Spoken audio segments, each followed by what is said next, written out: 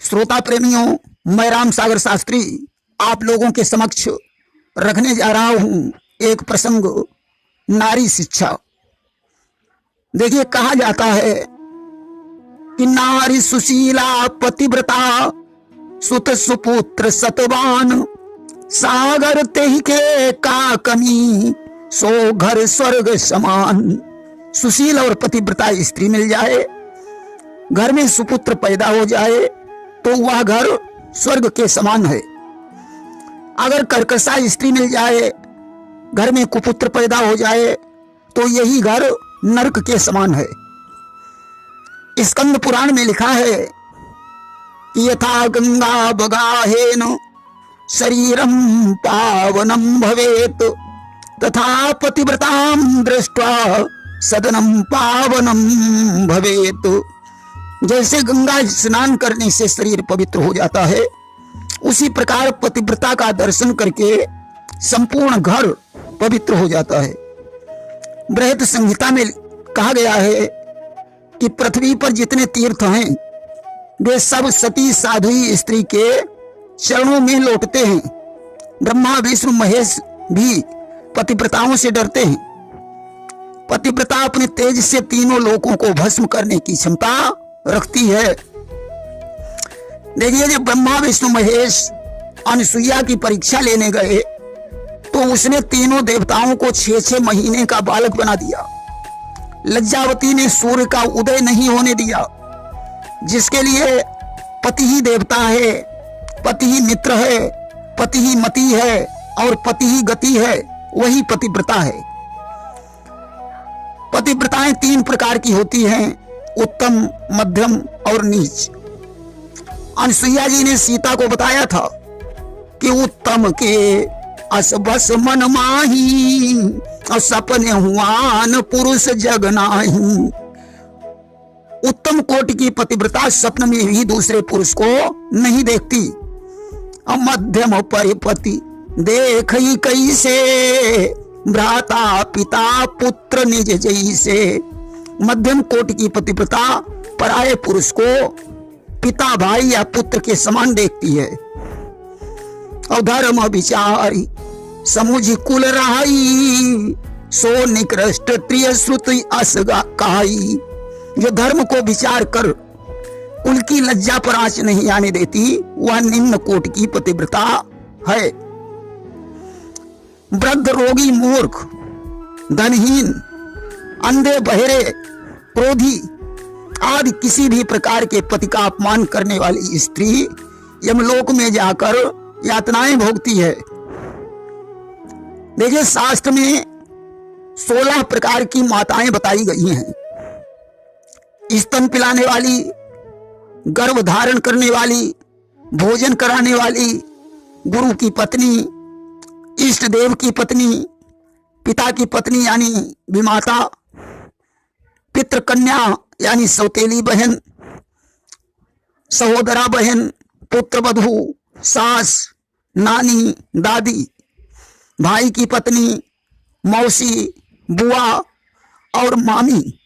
ये 16 माताएं होती हैं। ऐसा ब्रह्म वैवर्त पुराण में लिखा है। महाभारत में आया है कि विवाह में कन्याओं के घर वाले स्त्री धर्म का उपदेश देते थे। स्त्री अग्नि को साक्षी मानकर पति की धर्म सहचारिणी बनती थी और पति के सुख दुखों के हिसाब से गुजर करती थी।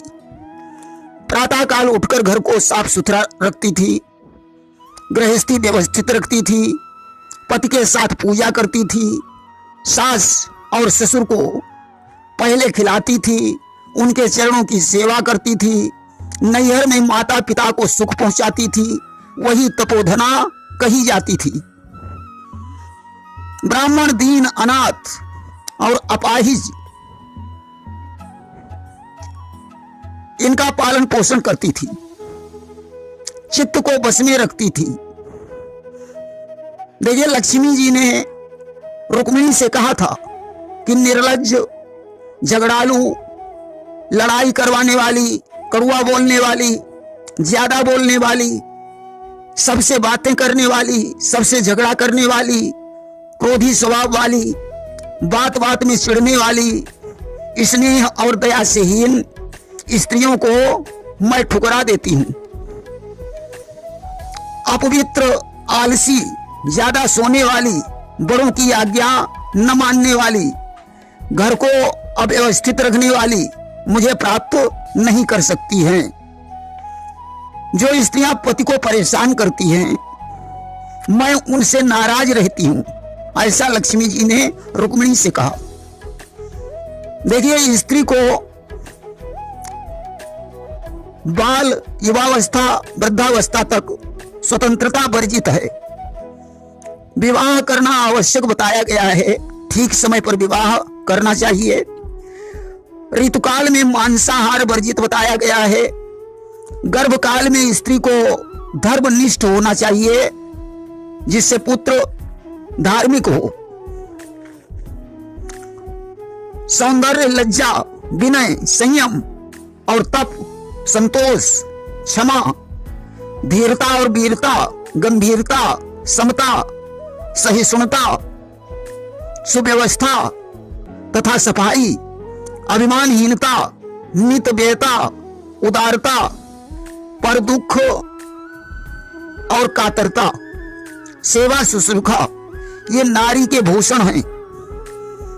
पति, सास, ससुर, बच्चों, अतिथि, देव, देश और रोगियों की सेवा शुश्रूषा करना चाहिए। जहां तक संभव हो संयुक्त परिवार में रहें। भक्ति, सादगी और सतीत्व पर ध्यान दें। कलह, निंदा, हिंसा, द्वेष, ईर्ष्या, भेदभाव, विलासिता, शौकीनी, फिजूल खर्ची, गर्व, अभिमान, दिखावा, विषाद, हंसी मजाक, वाचालता, स्वास्थ्य की लापरवाही तथा कुपथ, मोह, कुसंग, आलस, व्यभिचार, ये स्त्री के दूषण बताए गए हैं। इन्हें छोड़ देना चाहिए। इच्छा न सुख लागी जन्म सत कोटि, और दुख न समुझते ही सम को खोटी। देखिए, लज्जा ही स्त्रियों का सबसे बड़ा गहना है। बन जाते समय जब सीता जी से स्त्रियों ने पूछा था कि ये श्यामले रंग वाले तुम्हारे कौन हैं, तो सीता जी संकुचित हो गईं और उन्होंने घूंघट की ओट से राम को संकेत करके बताया था कि ये हमारे पति हैं। अब तो लज्जा रही ही नहीं गई। अंग्रेजी में एक कहावत है, the flower of sweets smell is शाई एंड लवली। श्रेष्ठ गंध वाला फूल लजीला और चित्ताकर्षक होता है। देखिए, इन चार चीजों पर पर्दा होना चाहिए कि भोजन, भजन, खजाना, नारी, अजयी हैं पर्दा के अधिकारी। मुंह झांकने का मतलब होता है बड़ों के सत्कार के लिए शील, संकोच और पवित्र भाव प्रकट करना। देखिए, स्त्री के लिए पति ही उसका गुरु होता है कि बिना पति आज्ञा के त्रिया जो व्रत रहे उपास, पति की आयु को हरे करे नरक में वास। संतति निरोध पर भी ध्यान देना चाहिए। एक बच्चे के बाद 5 साल का अंतर होना चाहिए। देखिए, विधवा स्त्री को श्रृंगार करना, उत्सव में भाग लेना, हंसी मजाक करना, स्वाद और विलासिता का त्याग करके भगवान का भजन बताया गया है। जो स्त्रियां पति के प्रतिकूल चलती हैं, वे दूसरे जन्म में युवावस्था में ही विधवा हो जाती हैं। कि पति प्रतिकूल जन्म जहाँ जाई, और विधवा होई पाई तरुणाई। स्कंद पुराण में भी कहा गया है कि या नारी तो पतिम त्यक्त्वा मनोवाक्याय कर्म भी तेन कर्म विपाकेन सा नारी विधवा भवेत। जो नारी मन, वाणी, कर्म और शरीर से अपने पति को त्याग कर जार पुरुष का सेवन करती है, वह कर्म के फल स्वरूप जन्मांतर में विधवा होती है। देखिए, हिंदू विवाह में तलाक का कोई उल्लेख नहीं है। विवाह कोई सौदा नहीं है जो तोड़ा जा सके, जो पति के परलोक गमन पर भी ज्यों का त्यों बना रहता है। यहां तक कि 7 फेरे 7 जन्मों तक साथ साथ रहने की शिक्षा देते हैं। विधवा स्त्री के लिए लिखा है कि बालों का रंगना, लाली लगाना, गंध पुष्प का सेवन करना, आभूषण पहनना, रंगीन कपड़े पहनना, कांसे के बर्तन में भोजन करना वर्जित कहा गया है। देखिए, भारत की नारी को राज्य शासन करने पर कोई प्रतिबंध नहीं है।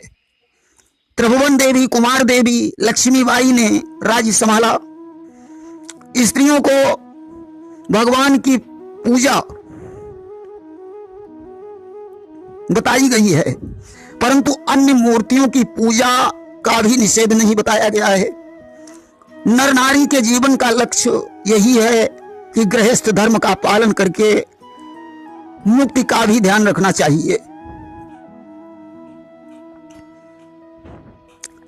देखिए, जिस घर में सुशील और पतिव्रता स्त्री का अपमान होता है, उस घर से देवता भाग जाते हैं। लिखा है कि जिस कुल में बहन, बेटी, बहू और माता आदि स्त्रियां दुखी रहती हैं, वह कुल शीघ्र नष्ट हो जाता है।